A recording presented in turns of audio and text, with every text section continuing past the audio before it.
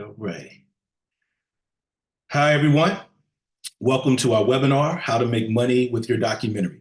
My name is Chris Everett, and I am the Artistic Director at the Southern Documentary Fund. The Southern Documentary Fund is a nonprofit that cultivates documentary media made in or about the American South. We believe that media has the power to change lives, and we provide makers with resources to champion Southern storytelling, serving as a leading advocate, providing filmmakers and artists with professional support, filmmaking grants, and fiscal sponsorship. Today, I will be sharing a case study on how I was able to monetize my first documentary film, Wilmington on Fire, using several DIY strategies. Again, thank you everyone for joining us today.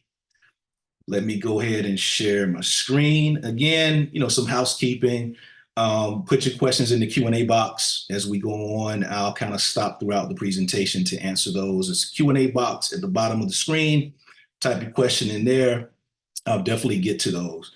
So if you got a question, just throw it in there. I'll answer it, or I'll at least answer it at the end of the presentation.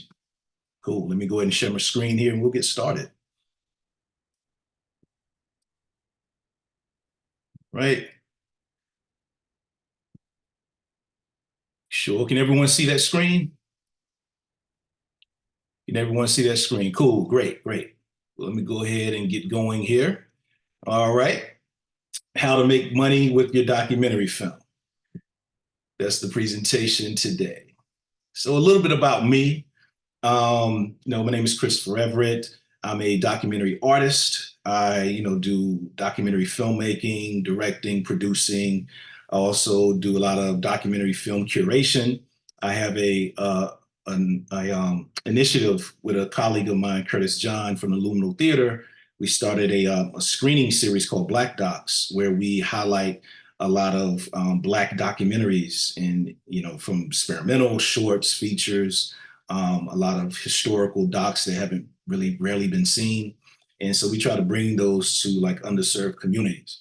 And also I'm the artistic director at the Southern Documentary Fund as well. And also I'm a fan of hip hop, martial arts, and anime culture. Also folks know that about me too. Before we get started, this is a quote that always resonated with me. This is a quote that I saw someone say years ago. This is right before I even started my first film, right before I started filming. And it made me start to think, how do I want to monetize with my project? Knowing that I may not get distribution, but I still want to put this film out or films out for the world to see. And also I want to make some money so I can invest in my career and also into other people's careers as well. And so this quote really stood out to me, and it started to make me think about this whole film game. It's a quote by Walt Disney. We don't make movies to make money. We make money to make more movies. And that's the quote that I kind of live by. And meaning that, I don't make money to buy a Bentley and all that stuff. That's all good, you know what I'm saying? But I make my movies to make money so I can make more movies. Meaning that I made my film Wilmington on Fire, and I was able to self-fund production for two of my next documentaries, which were Wilmington on Fire 2 and Grandmaster. So we're in post-production with both of those films right now. But the bulk of the production funds, both of those films came from monetizing my first film. And so that's what I want you to think about. Sometimes you can really monetize some of your projects to help you with the next projects. And so that's the quote that I live by, because I didn't have a lot of funding opportunities, but I didn't want that to hold me down. And so we really monetize so we can continue to make work that we want to make.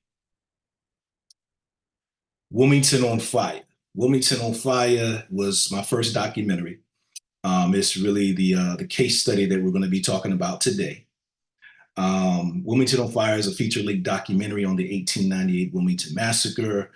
So it's a historical documentary. We use a lot of talking heads, a lot of archival materials. It took a couple of years to make, but I got the concept of how I wanted to even monetize this thing and really get it out there was the model I saw a lot of hip hop artists use, indie hip hop artists. Like I told you at the beginning, I'm a huge hip hop fan. And so what I saw people like French Montana, Currency, Tech Nine, all these guys that were doing it big on the indie scene and how they were really making their concerts, their shows like events. So I say, you know what? When I do my screenings, I'm gonna do them the same way. I'm gonna make it into a one night event, the bells and whistles. We're gonna have merch tables, the whole nine. And I'll get more into all that stuff, the ancillary products and merch and all that. But I really modeled my whole game plan from hip hop artists and other indie artists, rock artists that I saw over the years. And I said, you know what, I can start implementing some of those same techniques. Now, everything's not going to work, but that's why, it's trial and error. You see what works, you see what doesn't work, you tweak it.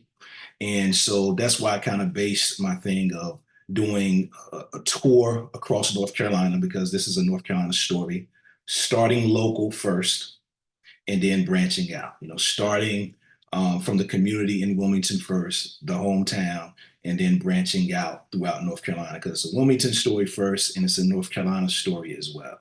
And so that's what I wanted to do. I'm going to start home first and then branch out. So that's what you want to think about when you're trying to monetize, start at the home base first and then branch out.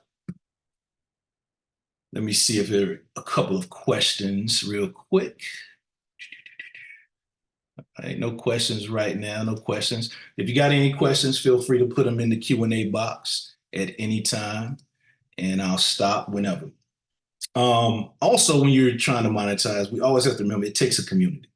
You want to start thinking about building an audience right when you're filming. You want to document, you want to get BTS stills, you want to get BTS video. You really want the community to be engaged with what you're doing, because they're going to be your biggest advocates when that film is done. And the film will be done. And so you want to be able to build an audience while you're doing this documentary, whether it's through crowdfunding as well, because the community is really going to help you elevate. And so what we did, we really engaged our audience to the fullest throughout the whole process of filming and in post-production and during screening events as well. And that eventually led to a lot of celebrities that wanted to get involved with what we had going on. So the first celeb that we had to really support and back us was NBA champion, Hall of Famer David West. He reached out. He heard about me. He heard about the film. This is when we were in post-production with Wilmington on Fire. Mark Anthony Neal, he's over the African American Studies Department at Duke University. He has an excellent blog, Left of Black. And so Mark wrote a couple of stories about what I was doing, about Wilmington on Fire. And so that's why I always advocate people, get as much press coverage as you can, whether you're filming, and on all that, because you never know who's looking at this press coverage. And so David was an avid reader of Mark's blog. He saw what I was doing. He was interested in getting involved. And that's how we were able to connect. And David actually came in and wanted to partner with us and to help us finish post-production for Wilmington on Fire. So he came in, gave us the post-production funds to finish this thing. And he would always promote the film, especially when it was time to release, like he's rocking the Wilmington on Fire shirt. When he was playing, with the Spurs and Warriors, he would have the team watch the film on the flight to different games. So he was really pushing it, man, this thing hard. So that's why I said it takes your community to really help you push. We also had Hillary Burton Morgan, people who are familiar with One Tree Hill from back in the day. She was one of the stars of that. And they actually shot One Tree Hill here in Wilmington. And so she heard about what we were doing. She loved it. She saw the first film and heard that we were doing a second one and wanted to get involved. And so she wanted to come on board as an EP for Wilmington on Fire too, and has been a huge supporter of pushing out the first one and also the second one right now that we're in post-production with. And then also we had Peyton Reed. People may be familiar with his work. He directs the big Ant-Man movies for Marvel. He's been a supporter as well.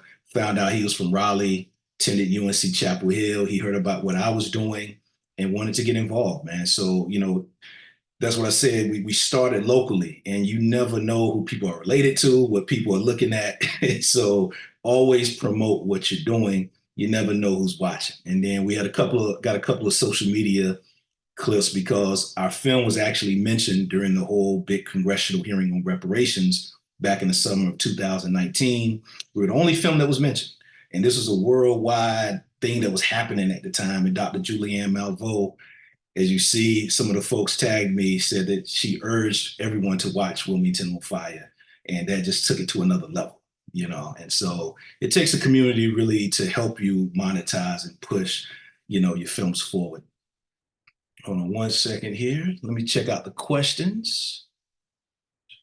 All right, I'm gonna get to those. I'll get to those questions right in a few. Hold on. All right, we got Carlos. What kind of merch can you put on a documentary? It might be easier for animated films or fiction works, but unless you saw the film title may not be captivating if no one's seen it. So what kind of merch is good for your documentary? I'll answer that towards the end because we got a slide for that. But merch, it depends. It really depends. You know, you can do shirts, you can do posters. Posters are really good. It depends on your film. Like, for example, I have a martial arts documentary that I'm doing. And so we're building out a website where you can actually get classes, virtual martial arts classes from Grandmaster Moore for a fee. You know, he's a legendary martial artist. People are doing virtual martial arts classes now. And so you have that, you can package up classes, books. We have a photography book as well. We had a great documentary photographer over the past few years with us that documented us filming him, going to his tournaments, all that good stuff. So we're packaging a photography book, you know. So think of different creative ways of what people would want, you know, to buy from you. So it really depends on the film and the subject matter as well. But that's why I'm always thinking about those things. All right. I'll get back to these other questions real quick. Let me get through the presentation. But I promise I'll answer the other questions. Screening. So once we got this film done, and like I said, I wanted to give y'all some receipts, you know, so y'all can see this thing is real. So this is my first check. This is my very first check to doing my own screening. And we did it at Thalian Hall. This is the check stub. And you see it's $7,789.50.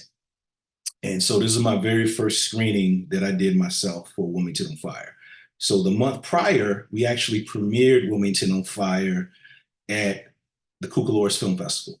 And we actually still have their most attended screening attendance record still to this day. I'm gonna try to beat it with part two.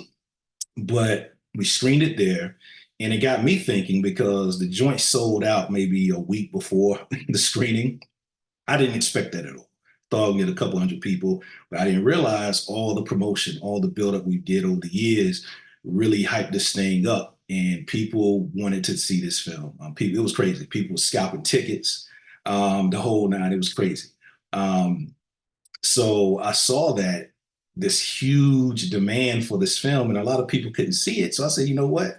Let me just rent out the theater the next month and just let me make the money. You know what I'm saying? I'm already doing the marketing. I got the audience built in. You know, there's nothing wrong with film festivals, but I'm like, yo, if I already got the marketing, I got the audience, and I got the money to rent the venue, let's do it. And so that's what we did. So we rented out the same venue the next month, and this was the result. $7,000. Then we did it again, made another $7,000 the next month. We got Keenan Auditorium, campus of UNCW, and made another $7,000. Then we went on the road, went to Charlotte, Goldsboro, Durham, all these places, sold out screenings all over the place. This is just some numbers from the first, you know, few screenings we did that year in 2016. But I just want to show you, you know, this thing is real, man. You can really make you some money doing live events. And I may do another webinar later in the year about putting together screenings and the different ways you can do it, you know, sponsorships, alternative venues, all that good stuff. But you can still make some good money doing live events and live screenings. Licensing. Licensing is another way that we make money with our films. So we do it from three different angles: educational licensing, corporate for-profit licensing, and nonprofit licensing. Educational is very lucrative for documentary. It's very, very lucrative.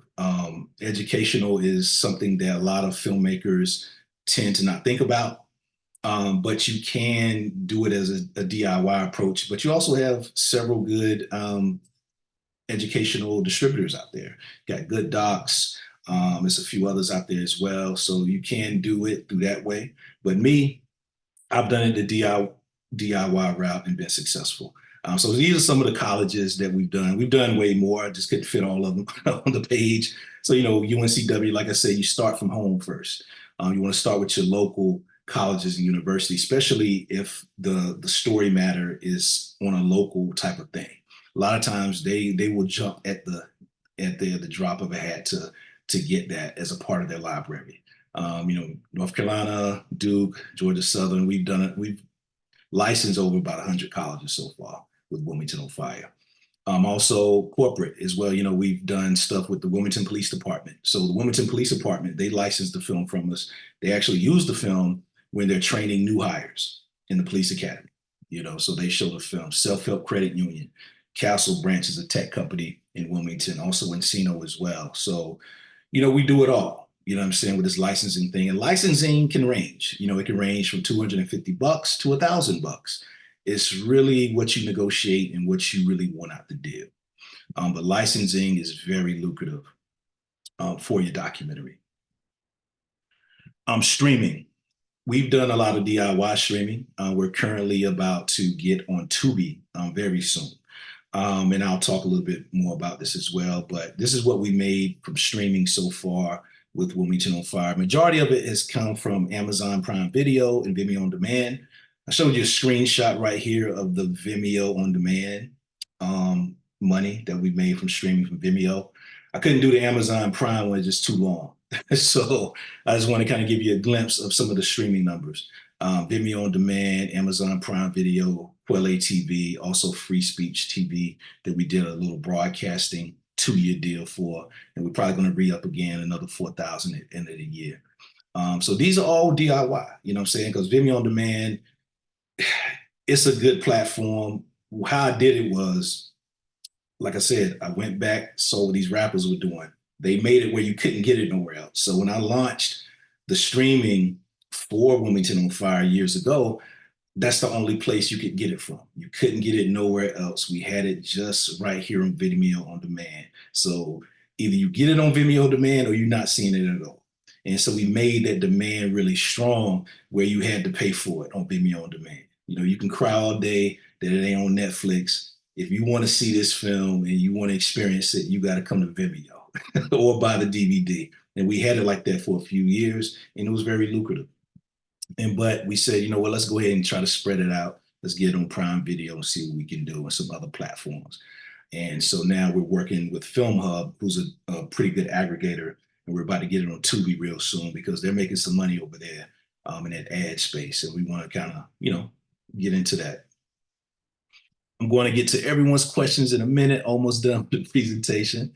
Home video. A lot of people discredit home video DVD, but it's very lucrative.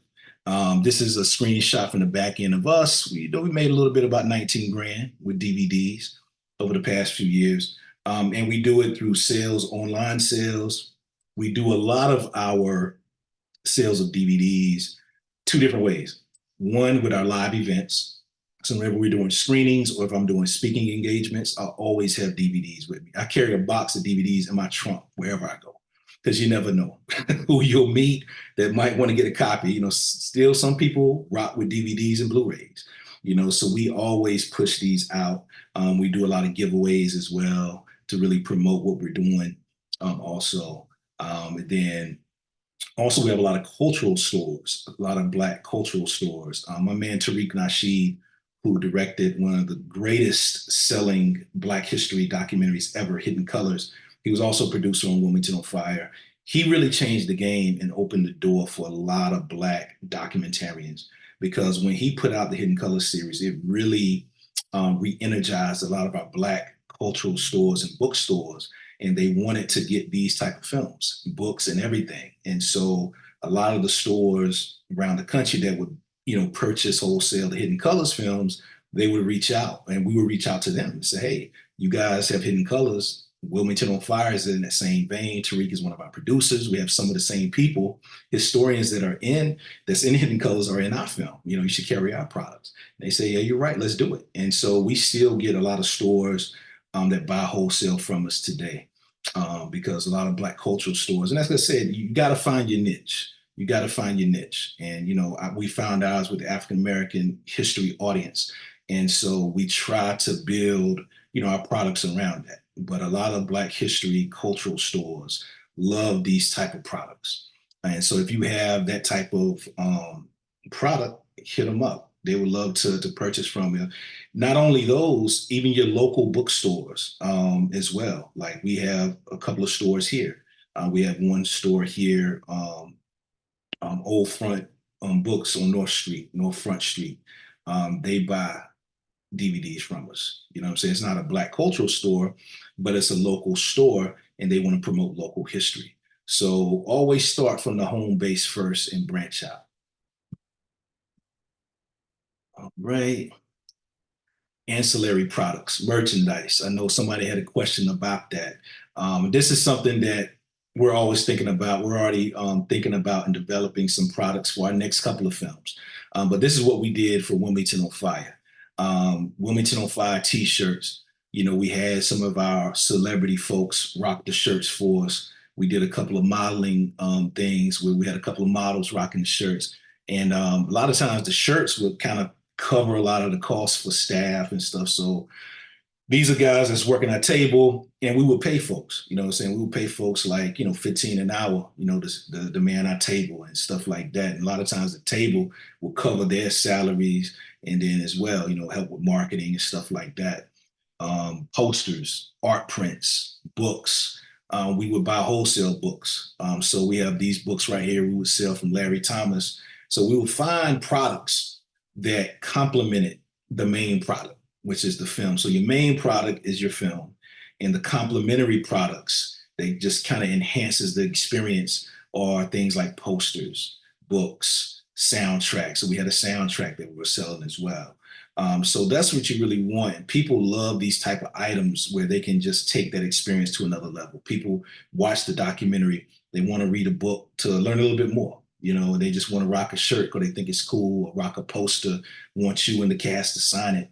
Those things go a long way, and people really appreciate those extra things. And you can make a few dollars with it as well. So always think about ways that you can monetize, what are some other complementary products. It could be a film that you're doing it on, but there might be an author that has written about it. You can kind of work with that author and buy wholesale, or you can do a split, you know what I'm saying, of selling it. And so it's a lot of things you can do out here. I know one guy, he did a documentary on food and stuff like that, the whole food crisis and, how food is killing us.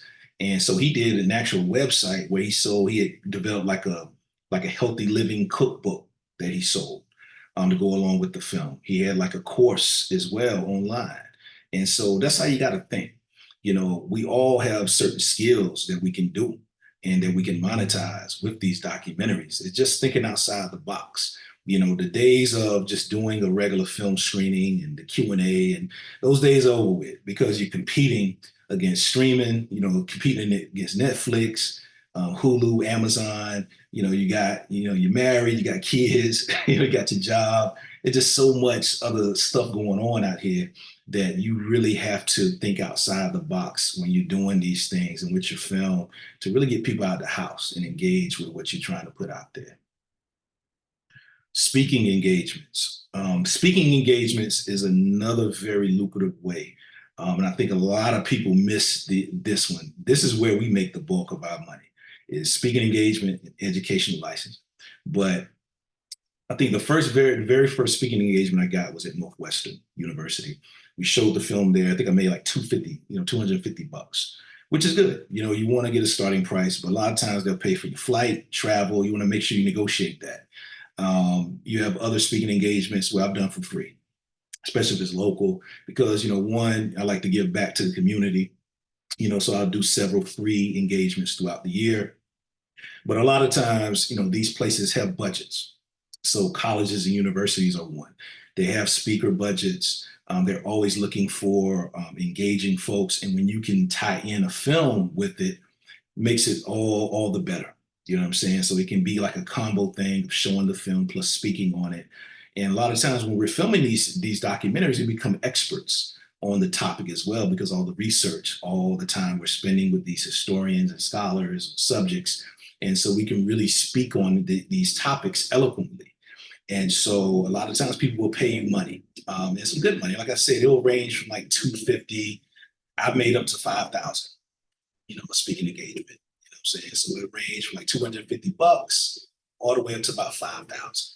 And so colleges, university, K through 12, corporations. I've done speaking engagements at several tech companies, because you have a lot of tech companies and companies now that DEI stuff, and want to talk about diversity in the workforce and all that good stuff.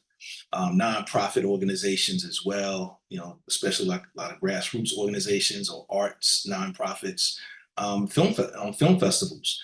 A lot of times, film festivals, if you have a film that's out and making a film is an accomplishment. I don't care what anyone says. If you make the film, I don't even care if it screens anywhere. You make the film, that's an accomplishment, because it's so tough. It's so hard to shoot it, get it all through post-production and everything. And a lot of people they want you to talk about that experience. How did you make this film? How did you promote it? How did you make money from it? How did you distribute it? And so film festivals actually pay you to do a workshop, about your experience making your film. So you can make money doing those type of things and being on panels. Also other different type of festivals as well, depending on the subject matter. Conferences. I've spoken at, educational conferences, because we have an educational historical documentary. And so I've spoke about my experience making the film, the impact the film has had. We would show clips possibly, or the full film. So there are all type of opportunities out here to speak on your film and get paid for it. All right, reference materials, since we're about to wrap the presentation up. These reference materials are key. These two guys I've listened to them over the past few years. I've gotten a lot of good game. Alex Ferrari, he has a great book. I have a copy of it, Rise of the Film Entrepreneur. It's a great book. Check it out. He also has an excellent podcast, Rise of the Film Entrepreneur podcast. He has several guests on there that have done, whether it's narrative, documentaries, you name it, just showing how to start thinking like a film entrepreneur. And that's how you got to think nowadays, especially as an independent maker. Also, Jay Horton. He has an excellent YouTube channel podcast as well, called I'm Jay Horton. I make movies. I make movies that make money. This is how. I've actually been on his show as well, to talk about how I've made money and monetize my documentaries as well. And so he has several people on his show, different, whether it's distributors, indie, like sales agents, indie filmmakers, all are talking about how they've monetized, distributed, made money with their films, get their films out there using DIY strategies. So definitely check out these guys. I continue to listen to them. I'm always learning as well, because things have changed. Things that I was doing 10 years ago don't work now. So you always have to update your resume, update some of the strategies as you go along. I'm thinking about how we're going to monetize Wilmington on Fire 2 and Grandmaster. And we've already started testing some things as well to see what's working, what's not working. And so that's what you got to do. Questions. We're going to go ahead and open it up for questions right now.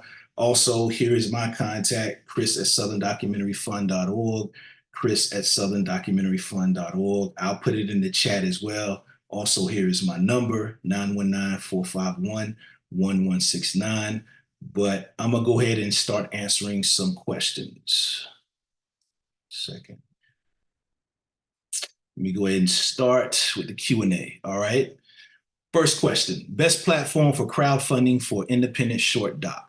Well, there's two. I would say Seed and Spark is one of the best. We use it a lot, but I know Kickstarter actually has something happening right now. Let me find it.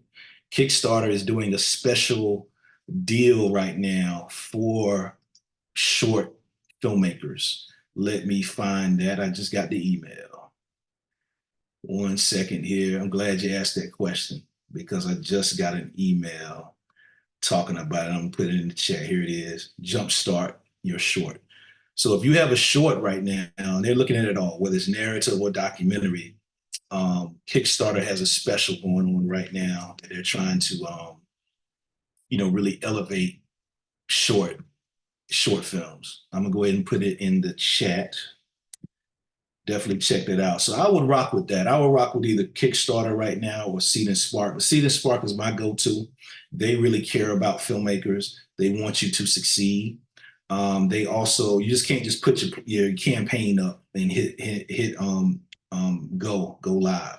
They really analyze it and break it down and look at some of the flaws. They want to make sure your pitch video is right. They want to make sure your rewards are right. What's your social media presence looking like? You know what I'm saying? It really makes you think about building a successful campaign all the way through. And they've been huge supporters of what I do as well. And we're going to try to have them at the convening this year to maybe do a workshop or something like that. But definitely check out Seed and Spark and Kickstarter for that. Next question. How do you balance promotion during production without giving too much away? Great question, great question. So I just kind of tease people, we don't try to give too much away, but we want to let you know something. I only do that because I'm kind of going in thinking being independent, doing the independent type of distribution thing, but we want to take people on a journey. So you don't have to give away too much. Just, throw out a steal here and there. Some cool stills, some behind the scenes photos. You're not really giving away too much. You're just kind of showing, your process somewhat. You know what I'm saying? Maybe do a small teaser trailer or a full trailer type of deal. But usually how I kind of balance the promotion, especially with Wilmington on Fire, we kind of mix it up with some stills, behind the scenes stuff, but also we try to be a resource as well because people want to know more about the 1898 history and other things that surround it. And so we usually utilize our Facebook to promote different articles about racial massacres or things like that, or different books or different talks. So we just don't promote our film. We try to promote this type of history throughout. And so that actually helps people engage as well. They say, okay, they're just not doing a movie here. They're really trying to start a movement. And so that's how you kind of want to do it. All right. Oh man, we got a lot of good questions. All right, next question. When sending info about doc for local publication coverage, do you recommend a media kit for the doc? If so, what should we include? Great question. Yeah, you definitely want to create you a kit. Definitely want to create you a media kit. This is something I should do some type of webinar on that too. But yeah, definitely you want to start local. You want to create a press release, one, and there's several templates of how to do a press release out here. So you definitely want to do a press release. You want to do some type of press kit, that has like, images, what the film's about, some cool quotes. Even if you haven't done a whole bunch of screenings yet, you can still do a small one. I remember when my first press coverage for Wilmington on Fire, when we first did Cucaloris, it was my first film. So I didn't have any, things to really include in it, but the synopsis, the team, some stills, things like that. But as we got more coverage and got more things, I was able to add more, so you're always going to grow your media kit. That's going to be evolving because as you get into more festivals, as you get more coverage, you're going to add those things, quotes and things like that. So a lot of times you want to kind of send some type of media kit, but the press release is really key because a lot of times that's what they really want to see more than anything. The media kit just has more supplementary stuff, but start with the press release to hit those local publications. All right. For celebs who are open to collaborating and working with you, what type of options do you have for collaborating? With several. Some of the celebs that I've worked with, a lot of times they just want to help amplify the project. They don't want nothing out the deal. It really depends on what you negotiate behind the scenes, So it's really about what you want at the end of the day. And a lot of times, a lot of these celebrities, they don't want much because they know it's an indie film that they're working on. It's not much money for them, So a lot of times they just want to help elevate that important cause of the story. And so a lot of times, with the celebs we work, they do a lot of social media promotion for us. They may collab of wanting to participate in the Q&A type stuff. So now we're working with Hillary to get ready for the Wilmington on Fire 2 screening premiere. And we want to have her come down, so that's going to bring the One Tree Hill crowd down. It's still a big presence here in Wilmington. And so we want to kind of utilize that somewhat as well. So it's really about what you want at the end of the day. What are your goals? And just it's all about, figuring out what everybody wants. But those are things that you talk about behind the scenes and kind of come to some type of agreement. Next question, do you pay the venues for screenings? How do you convince them to screen your film? It's not related to the community. That's a good question. And it's definitely something I want to talk about later this year with another webinar on doing screenings. But there's several ways to do screenings. Yeah, some we paid venues, some we got them discounted. A lot of times you can get sponsors for your event that can cover those costs as well. So a lot of times, some venues don't care. They're like, man, I don't care if this is for the community. It's going to cost $1,000. Just give me my money. You can screen it. Cool. Like I said, there's different ways to do it. Some you can sometimes split the cost of the tickets with the venue. They'll do that. Sometimes you can get a sponsor as well to cover the cost. We do a lot of sponsorship stuff. We've already had people reach out to us for Wilmington on Fire Part 2 about sponsoring and covering the cost for the venues. And so you can get sponsors. And that's why it's so important to build an audience, because if you have the audience that you can survey throughout, from time to time, we do those surveys as well, so we can get data. So while you're filming and while you're building that audience, throw out a survey here and there, offer some awards for their participation.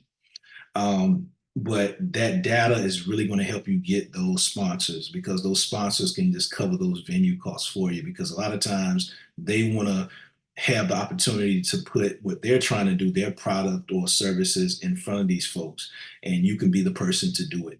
And so sponsorship is very key to doing a lot of these screenings, so you don't have to have the burden of a lot of those costs on your behalf, but you can get sponsors to really cover a lot of this stuff. Next question. Let me see another question. Knowing how everything needs to be impactful and call on someone's attention in today's day and age, I've seen that for something, especially something diverse, to call attention to itself, it needs to also be a good story to be cool for mainstream artists to care for it. How can you make your documentary in a way cool for people to care for it and not get lost? Well, when we did Wilmington on Fire, it really wasn't a popular subject. No one was talking about it. Now, what we did over the past few years with Wilmington on Fire, we actually made the subject cool. Now, you got like 4 documentaries in the works on 1898 now. But when we were doing it, well, nobody talking about the 1898 massacre at all. It was kind of boring, but we did it in a cool way, meaning that we did several things. Like I said, we added some type of a hip hop element to it. So when you watch the film, the opening title sequence, it's a hip hop track from one of my friends. He did the record for us. We gave out like a free sound. We had 2 soundtracks. We had one soundtrack that was the original score, and then we had another one, a music inspired by album, that we gave away for free streaming. If you came to the screening, you would get a free download link. We would post it on social media. So it was a hip hop album around the history of the 1898 massacre. And so those are some of the things we did to make the subject matter digestible and interesting and cool. And then also we got other people involved and found people like influencers that wanted to promote this history into their audience as well. Like I told you, people like Tariq Nasheed and others who had like some type of audience built in as well. And so those are things you got to think about. Like, how can you make it cool? Because a lot of times these documentaries that we're doing, they're not mainstream. Like I said, the Wilmington Massacre wasn't mainstream 8 years ago when we did this thing. No one really was talking about it on that type of level. We actually made it cool, and now everybody's trying to do it. Just like how we're doing the martial arts documentary on Vic Moore. No one's doing anything on Black martial artists. You know what I'm saying? So we actually had to figure out a way to make it cool, make it interesting. And that's just doing different creative things to get it out there.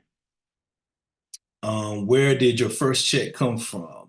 Well, my first check that I showed on there on the presentation, that first check was one of my first screenings, and that was at Thalian Hall. We rented out the building, and we got That was a ticket sale number, 7,000. We've done crowdfunding several times on Kickstarter, Indiegogo, and Seed and Spark that have helped us as well.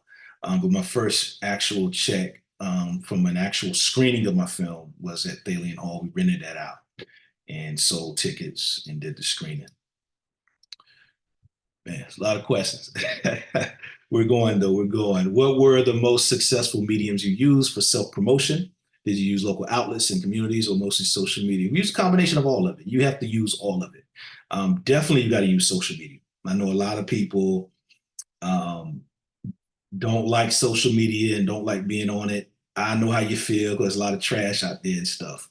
But you have to utilize it. People are on it. You just have to figure out the way to utilize it and use it to your advantage. But you want to use it all. You want to use social media. You want to do local outlets. You want to do other outlets as well. You know, finding other outlets and communities that really have an interest in the subject matter that you're pushing out there. You know what I'm saying? So you really want to use it all. That's what we do. We use it all. Oh, Max, are these screening totals before or after costs? These are after costs, man. These are after costs. And like I said, a lot of the costs when we do our things come from sponsorships and a lot of times the merch table. You know, some instances the merch table would pay for the cost of the venue. You know, so that way we'll just have all tickets. You know what I'm saying? But a lot of times we try to get some type of sponsorship type thing going. And also, you never know. Some venues want you to show the film. For example, like I may do something, like I said, on how to do screenings, different screening venues, but there are all different type of ways you can get a venue, man. I know we actually started screening like old classic kung fu movies a couple of years ago at a bar in Durham. They wanted to do something cool and different. And I was trying to build an audience for my martial arts project. I say, well, I love kung fu films. Let's do like a kung fu night, you know, once a month. That way I can kind of cross promote my documentary, do something cool that's different. And we was packing it out, you know what I'm saying? And they let us get the spot for free. We could charge tickets. A lot of times, a lot of bars and breweries have AV capability a lot of times, and they're willing to work with folks.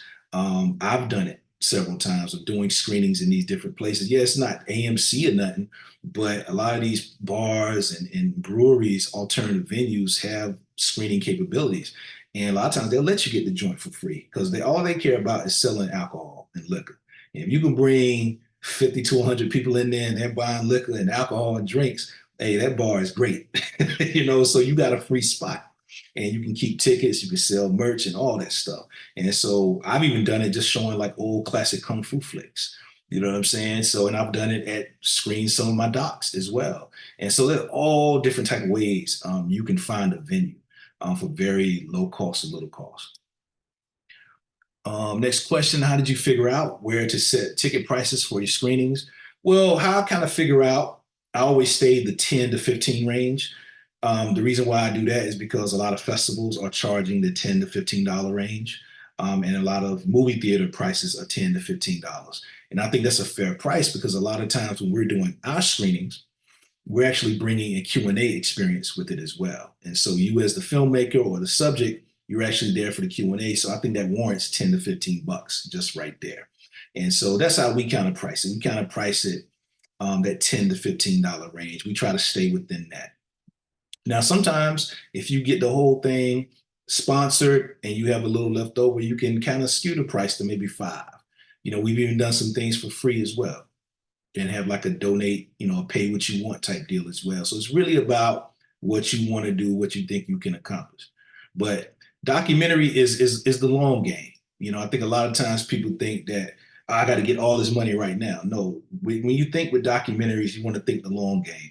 Wilmington on Fire has been out for like 9 years. You know what I'm saying? So, and we still make money with this film. I got a speaking engagement this Friday actually for it as well. So next month I got a few screenings and speaking engagements, and it's been 9 years. So that's how you want to think when you're doing your documentary. Think for the long game, you know, and that's how you want to build out, you know, monetizing as well. Nicole, how did you negotiate venue fees for screenings? Did you get free venues, split tickets? Yeah, it's all the above, all the above. It's really what you can negotiate. and really what the venue is. So some venues will give you a discounted price sometimes. Sometimes they might be saying, you know what, we want to do more local community stuff. Every venue is different. That's why you got to kind of call around, talk to them, let them know what your goals are, find out what their goals are. Also, sponsors possibly can cover it. Sometimes they'll split the cost. And like I said, with alternative venues like bars or breweries, some of them want to do more community engagement stuff. And so they'll give you the spot for free. They just want to sell liquor. You know what I'm saying? So you can get a nice crowd in there. You can really do some things. All right, congrats on the success. For your screenings, are you sharing net profit for screens where you four wall and sprint profit venues, incorporate other artists' music to pull more viewers in? Yeah, we pretty much were four walling. We pretty much four walled that first year. After that, people were hitting me up and saying, hey, we want to do a screening and we just want to license the film. And so that's the point I wanted to get to. I knew I had the first year I was going to have to do the groundwork myself. Now, this is work. It ain't easy. You know what I'm saying? You have to work it. But doing the work is worth the reward. Trust me. So that first year, we just four-walled, rented joints ourselves, and really put ourselves out there. After that, people started hitting us up and say, hey, we want to show this film. What's the license? What's the screening fee? We would say, hey, it's $500 screening fee. If you want us to come out, that's a certain fee as well. We also will sell merch if we come out, all that stuff. And so once you start doing screenings, you never know who's coming. You never know who's coming to your screenings. And also invite people that can actually do more screenings for you. So if you have a topic on voter suppression, invite people that are fighting that, to your screening. Because a lot of times they want to see it and they see it like, man, we can really do something with this film. So that's what I always do. I always invite folks whenever I'm in a city or town, when I'm doing a screening, I always invite, college professors who are teaching about the subject matter, community organizations as well, DEI departments at companies, and I'll give them free tickets to come on and check us out, because those are the people that are going to hit you up down the road and want to license this thing and hire you to speak for their organization. So that's how you got to think. Like I said, that's how you got to think when you're doing this, not just doing the screening, but who else? Who do I want to see this film? We want the general audience to see it, but what are some other major players that can actually help us spread this film out and also help us monetize as well? Can you talk a bit more about licensing? It is a contract royalty. So licensing is pretty much a standard contract. It's not really royalties. So licensing with a college, for example, every college has to, they buy DVDs, books every year for their library. So professors teach it, professor teaching about the 1898 massacre, he wants the library to get a copy of Wilmington on Fire. So the licensing agreement, how we do it, and everything is different. It really depends on what you want to do. Always get you a lawyer though. When you're doing this stuff, always get your lawyer when you're doing licensing, and they can help you make the contract to how you want it to be for your goals and aspirations. But how we do it is that we have like a one-time licensing fee for colleges, because we want colleges to have this information and have it in their libraries and access for the students, teachers, and everything, and make it free and available for them and accessible for them for a certain fee. Now, if that college wants to do an event or screening that they're charging using the film, that's a different type of license. That's where, some different talks come in. So that's how you really kind of do the licensing thing. Also with certain companies as well, it's a certain fee that they will have to pay. It can be a yearly fee, that they're using it each year. And we do those type of things as well with certain corporations. So it's really about what you can negotiate, but always talk to an entertainment attorney, because they'll help you navigate that whole process. Did you negotiate directly with streaming platforms, or did you consider using a sales agent?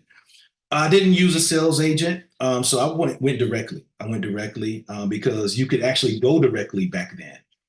Like I said, at the end of the presentation, we're starting to update some of our strategies, because what we did 10 years ago doesn't work now. Amazon Video Direct, they don't do that no more. Especially with docs, there are a lot of these platforms where you can actually get on them yourselves. You can't no more. Now you have to have a sales agent or some type of aggregator. like Film Hub, Indie Rights, Bitmax, those type of folks.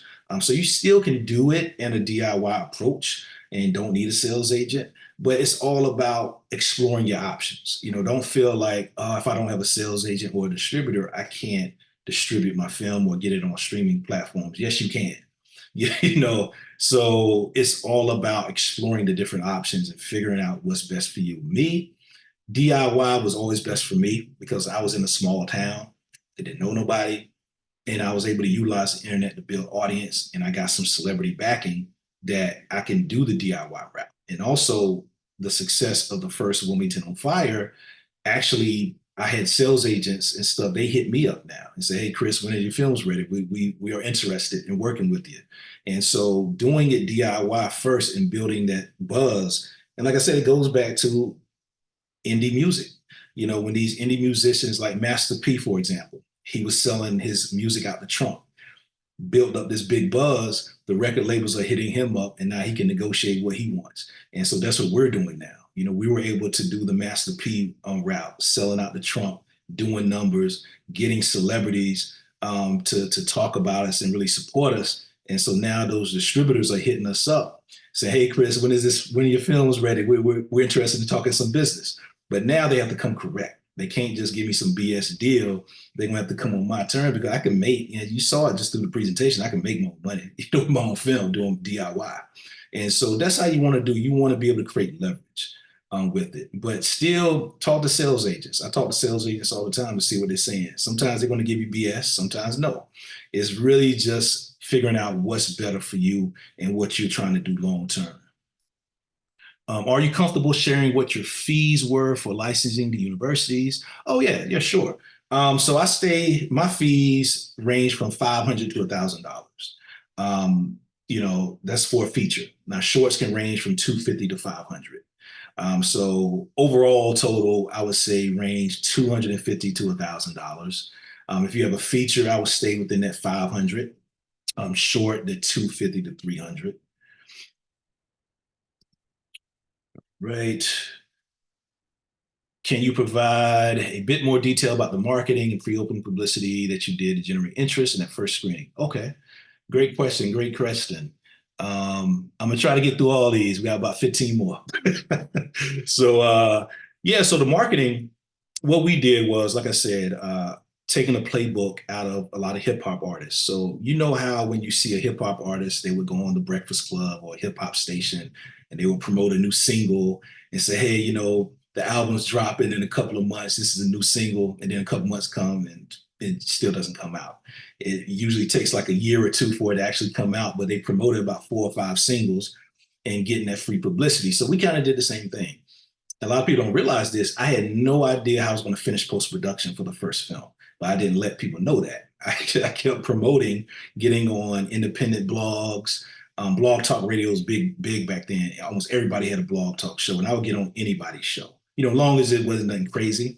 They gave me a platform to promote because you never know who's listening.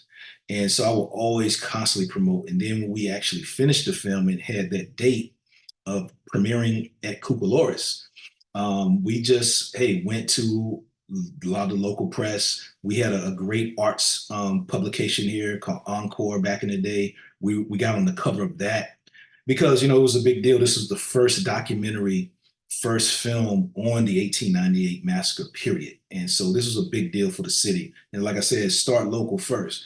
And we knew it was a big deal for the city. And so we got on all the media outlets for the city of Wilmington. Also, Shadow and Act is owned by Blavity now. But back in the day, Shadow and Act really promoted a lot of Black independent stuff. They would promote crowdfunding campaigns. They actually, I knew a couple of the writers there, so they wrote about our premiere as well. And so it's utilizing those relationships that you build. That's why it's always good to come to things like the artist convening and different film festivals, because you never know who you run into. Not only just filmmakers, but sometimes you might meet people that are freelance writers as well. You want to get to know these people, but these are the folks that's going to give you that publicity. Also, we were able to get into the New Yorker as well. A lady who was from Wilmington, she heard about my film, say, "Chris, I'm from Wilmington. I write for the New Yorker. When your film is done, I want to put you in the New Yorker." I had no idea what New Yorker was at the time. And people were like, what, you never heard of that? I said, nah, what is it? You know? And so when the film was done, she came. I came to Wilmington, met her in Wilmington, and she interviewed me. And then I think a couple months later, I was in like one of the September issues of the New Yorker, which was cool. And then that led to being on WNYC and a couple other bigger outlets because people saw me in that and say, hey, we want you to be on our outlet. So it's all about building those relationships, just not only with filmmakers, but film curators, programmers, writers as well. Definitely, you want to really promote what you're doing to all these different people because every piece, every part is important. Not just making the film, but publicity, screenings, all of that. All of it's important.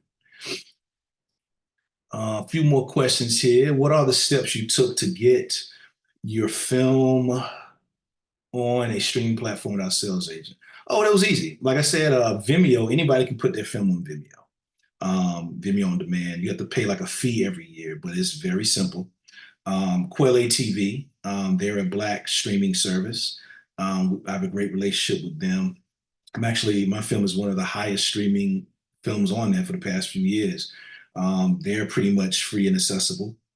Vimeo, I mean, not Vimeo, but Amazon, they used to have video direct where you can just upload your joint yourself. Can't really do that like you used to, but you don't really need a sales agent. You know, really, you have a lot of good aggregators out there. Film Hub is a good one where they can actually get your film on some of these streaming platforms. Indie Rights is a good one where they get you on, you know, Tubi, Amazon Prime, Bitmax as well. So those are the three that I know people have had great experience with of getting their projects on some of these streaming platforms.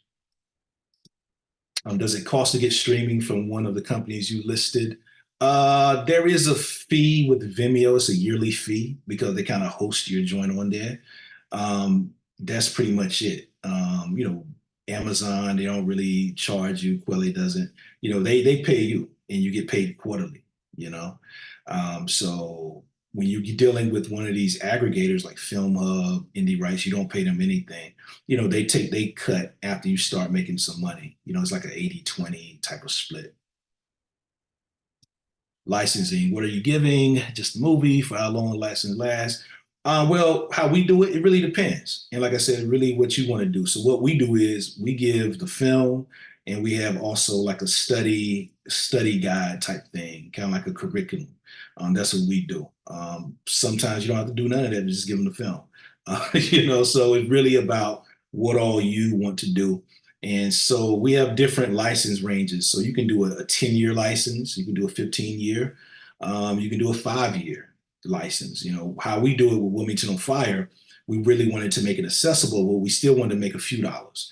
So how we do it with colleges, we give them a lifetime license as long as it's free and accessible to the school, you know, so students, teachers, staff, you know what I'm saying? So that's how we want to do it for a certain fee because we felt like this history was hidden for so long.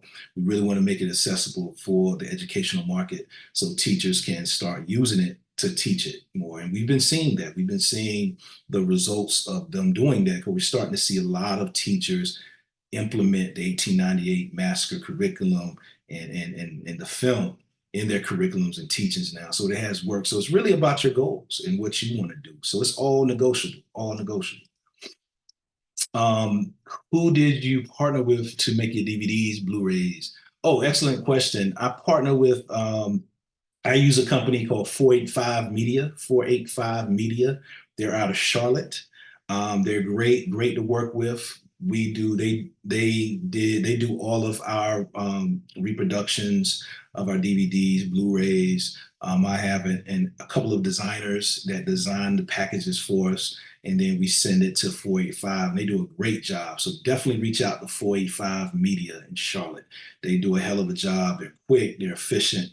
And they also they just love to support indie makers. So anytime people hit me up about that, I always reference them. They'll know Chris Everett sent you from Wilmington on Fire, but they're a great company out of Charlotte. Where do you have physical copies printed and how much do you sell them for? Recently looked into this and couldn't find an affordable option. So it really depends. It really depends how much you want to sell them for. Now, the cost of stuff has gone up. You know, the cost of shipping this stuff, the cost of printing as well. I was talking to a friend the other day. He just put out DVDs and Blu-rays of his stuff and he had to up the price because everything has gone up. So how we did it when we first did When We Ten on Fire, we had a pre-sale deal. And so we had it on pre-sale. I think it was like 19.99 pre-order. I think we sold about maybe $8,000 worth of pre-sale DVDs at that certain price. And we told people, hey, it's going to go up to like 25.99 um, on November 10th. But before that, this whole month is a pre-sale option. So you can do it like that to really gauge the interest and stuff like that. You can do a special pre-sale. And then also um, in stores, you just want to figure out how much did it cost because you want to make money. You want to make sure you cover your costs to make the thing, so it can range. It can range from like, 12 to 20 bucks. I sell my DVDs for $20 and people have no problem buying them for 20 bucks, and so I do that to $20 range. How do you reach out and connect with these places? You just Google search. So like, for example, like if I want to do a screening in Durham, I just put, film venues in Durham, North Carolina, Raleigh, North Carolina. Then you'll have a whole list that'll just pop up and you just call them, email or call them. Just say, hey, I want to get some more information on how can I rent this place to do a screening here? What's the price? For how long can I have it? What all can I do? And people will talk to you because they're in the business of renting their venue out, because they want to make money as well. Or also, like I said, with bars and breweries, just reach out to them, call them up, just say, hey, who can I talk to there? I have a cool film screening I want to do. I think it will do great at your bar. Can we talk? And then once you talk, you can talk about those particulars. Can I get the venue for free? I think we can bring a couple hundred people here. That's a good look for your bar. I know a lot of these people will probably drink and get some drinks. And so, like I said, you can really negotiate, really find out what their goals are first more than anything and how you can be an asset to them. And if they see that you can be an asset to them, they're willing to work with you. How would you recommend doing a screening for a docu-series? There are nearly 12 episodes. Yeah, I wouldn't, how I would do that is I would maybe do a screening of one episode, to really promote the whole series. You know what I'm saying? I would kind of do that. I would do it in that way of doing screenings of 1 to 2 episodes to really using that as like a launch pad to promote the whole series. But you want to make sure you have the series placed on something, whether it's on a streaming platform or something to really direct people to. All right, John, thank you for sharing real numbers. How do you approach people, organizations who are surprised by the cost or even expect the film to be free? Well, you know, that's a tricky question. It's all really about negotiating. Now, I did this one time where with a college, I did a deal with them. I said, I'll give you the whole film for free for your whole school, meaning that we can invite all the staff, students, faculty. I'll give you the whole film for free, no licensing or nothing. But in return, let me get the same venue. We'll do a free screening for the whole school that early afternoon, like around noon. But that night, let me get this venue and let me keep the box. They agreed. You know what I'm saying? So, and that was that second screening we did in Wilmington, made like 7 grand, and I didn't pay for the venue or nothing. It's paid for a couple hundred posters, about 50 bucks. So it's really about what you negotiate, you know what I'm saying? And sometimes you have to walk away from some type of screening sometimes where it just doesn't benefit.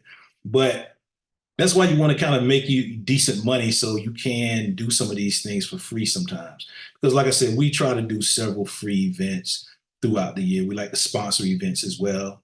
We like to sponsor documentary screenings as well and put things together. But we believe in paying it forward as well. So doing those type of things will go a long way too. What is a possible alternative to DVDs? Well, you got Blu-rays. Those are cool. People are kind of buying Blu-rays now as well. But yeah, Blu-rays are really a good alternative for like a physical, copy. All right, we got a few more questions. Thank you guys for hanging on.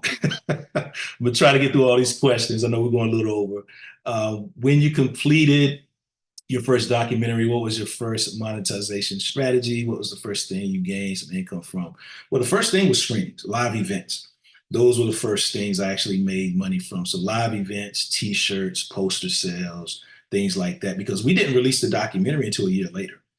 So we spent the whole year for that December 2015 all the way until November of next year. We didn't have a documentary out. We just did the screenings because I was trying to be very strategic. I liked how with the Saw movies, the horror film Saw, how they would do their strategy around their release. They would release that joint like around every October, Halloween. It was perfect. I said, you know what? Let me release my documentary. Let me go a year of building up the film, making some money, but we're going to release the documentary on DVD and Vimeo streaming on November 10th, the actual day of the massacre. So they gave us a whole year to do screenings, make money, build up, and release it on November 10th. And so we're going to do the same thing with part two. You know what I'm saying? We're going to kind of do like a release on November 10th as well with that to kind of coincide, with the massacre and everything. And so the first monetization strategy, man, really was doing live events and screenings. With regards to Kickstarter, their all or nothing model intimidates me. It does. It does. It's very scary. I was looking at their recent announcement regarding short, but still feel a little risky. What do you think? This is for indie short. Well, it's good and bad. Kickstarter can be a good thing. Like the all or nothing model, it can work and it cannot work, meaning that it can work because it builds a sense of urgency. Where people say, oh man, this is all or nothing, so I got to give to this project. So regardless of what platform you're on, you always have to start out strong, meaning that you have to build a full campaign months and months out. So it doesn't matter the platform, all the rules are really the same. You have to start off strong, you have to build um, some folks into it early to say, hey, Chris, I'm going to give you this amount when you first start. So when you first launch, you got the ground running, the algorithm is picking you up and everything. And so if you don't do that, it don't matter where you're at, you're not going to make it. But I like Seed and Spark because, like I said, they really want you to succeed. They're going to analyze, they're going to help you strategize. And also, you have to at least get 80% of your goal to get the money. So they're kind of like a mixed balance of Kickstarter and Indiegogo. And that's why I like Seed and Spark. I just think that, I know Kickstarter has an initiative going on, it's worth looking into. But my go-to, my bread and butter is Seed and Spark. Is it common to pay for a creative EP who will help fundraise for indie short? How do you convince them to do it on credit? It's for indie short. Um, Not necessarily. The thing is, it's really what you negotiate. I've had people work, wanted to be a part of the project for free. I've had people that want to be the project I had to pay. It's really what you can negotiate. You know what I'm saying? So it's up to you to convince. And really just talk about your goals. What do you want to accomplish? Are you trying to make some type of change or something like that? A lot of times, if you have a certain goal or a certain thing you're trying to change or a certain initiative, a lot of people get behind that. They'll say, you know what, this ain't gonna really make much money, but it's gonna make a difference in the community. And a few people will give some hours. I've even done it for films. Like I helped on a film. I even gave some money to it. It's called The Black Baptism. It's an Afro-futuristic horror short. I love horror. I love Afrofuturism. And I know I ain't have time to write one, but I had a cool filmmaker that presented a good idea. I said, man, I would love to be a part of this. And so I helped, EP it, and gave some money to it and helped it fundraise. But it was all about timing as well. I had the time when she reached out to me. So it's all about timing too with some of these folks. Some people have the time when you reach out to them, some don't. But just all about reaching out to several different people. Just don't want to just rely on one person. But there are some people out there that will definitely work for free and just want to be a part of something cool. What's the typical revenue split on Film Hub? Do you encounter any tricky issues licensing outside of that? I think revenue split, I think it's like 80-20 or 70-30, something like that. I think it's like 80-20, I think. Um, It's nothing really tricky because you still own the rights to your film, even if you own Film Hub. So you can get on Film Hub, say if you got on Amazon Prime, Tubi, all that good stuff. You can still do licensing outside of that. You can still, if someone wants to stream your film, they still have to hit you up. Now, people still, what the tricky part of it is that when you get it on certain platforms that are so-called free, people will just bypass getting a license from you and just will stream it. It happens. I think we've all probably done that before. But there's nothing you can do about that. We just try to always educate people. Hey, if you want to show the film, you reach out to us, pay a license fee, then you got permission. You know what I'm saying? So it's not really anything tricky outside that because with these aggregators, you still pretty much own your rights. How should we go about setting the price for licensing? Any advice? It really depends. Like I said, I stay in that range of 250 to $1,000. You got a short, I would say 250 to 300. Feature, I would say $500. All right, Chris, what all great info is applicable for short docs? Oh yeah, shorts definitely. Actually, short docs is something that I'm actually going to get into very soon and doing more of, especially with colleges. So the shorter, the better. Because a lot of times you got to realize college classes maybe an hour. So if you can have a solid documentary that's 15, 20, 30 minutes max, that's time for them to show the doc and it's time for them to have a discussion as well. And so, regular classes, colleges, short docs are an actual great way. I'm actually thinking about doing more of those because of that. And so short documentaries are really lucrative right now, especially in the educational market. After production, what is the most important next step? Well, after production, you really, and these are things you want to think even before production, how do you want to distribute this thing? Do you want to do a festival circuit first? Do you want to do festivals? Do you want to do your own screenings? Do you want to do broadcasts? Do you just want to do the educational market first and then put it out? And so it's really how I do it. I just take this notepad, I take the notepad and strategize and write it out and then try to come up with some type of plan. And like I said, it's really about what you want to do and what your goals are. All right, we got a couple more questions, then we're going to close it out. We got like three more questions. Any other questions, just email me. I'm gonna put my email in the chat. And so if you got any other questions, want to chat more about it, just hit me up and we can set up a time to talk. So put my email. How much of your time do you spend on admin for all these different distribution funding methods? If you have a team, do you? I don't have a team. This is all me. And plus I work full time as SDF. It's amazing, right? But it's a lot of work, but I've developed a nice system. So, I got an entertainment lawyer who's drafted me some good documents that's kind of like a plug and play type deal. If it's something that I need to discuss, I have a good relationship with him. We'll discuss that. Also, I just take time, also have my wife helping me as well. She does a lot of emails, reaching out to colleges and universities. So take advantage of internships. I'm actually looking into that now. A lot of colleges, film schools, a lot of times, some of this stuff can be virtual. They don't have to be in the town you're at. So some of this stuff of, looking up different distributors, building those type of lists out, you can get you an intern to do, a couple of hours a week for you. A lot of times they're cool with getting the credit. And a lot of times they want to be a part of something. I get young filmmakers reach out to me all the time, and I've given them small projects here and there.